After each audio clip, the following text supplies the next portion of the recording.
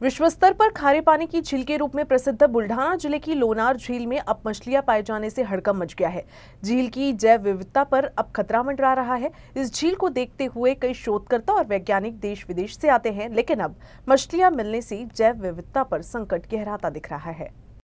इस वर्ष झील का जल स्तर पहले से अधिक बढ़ गया है। झील में पानी का पीएच स्तर जो पहले 10 से 11 के बीच था, अब घटकर 8 से 9 के बीच आ गया है। इसके साथ ही टीडीएस स्तर भी कम हुआ है। परिणाम स्वरूप पानी अब मीठा होता जा रहा है और इसी कारण झील में मछलियां पाई जा रही हैं।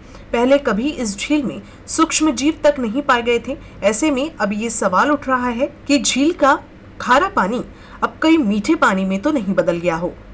सरोवराची जर का हिस्ट्री जर का बघितली, गॅझेट जर का काढून बघितले, अनेक रिसर्च पेपर वेबसाईटला देखील आहेत, ते जर का काढून बघितलं तर आम्ही मगाशी देखील सांगितलं, वेगवेगळ्या सीझनमध्ये वेगवेगळ्या पद्धतीनं शास्त्रज्ञ त्याचं आणि आपलं जीएसडी देखील आपण पाण्याची चाचणी करतो।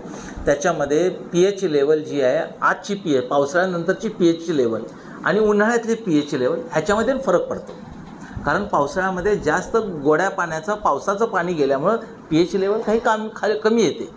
जेव्हा तेच जर का बाष्पीभवनाची प्रक्रिया पूर्ण झाल्यानंतर ते पुन्हा ॲसिडिक लेवलला जातं, पुन्हा त्याची जी काही पीएच लेवल बऱ्यापैकी त्याच्यामध्ये तफावत आहे। हा व्हेरिएशन्स आहे, हे नैसर्गिक सायकलप्रमाणे प्रक्रियेप्रमाणे हे राहणाऱ्या बाबी आहेत।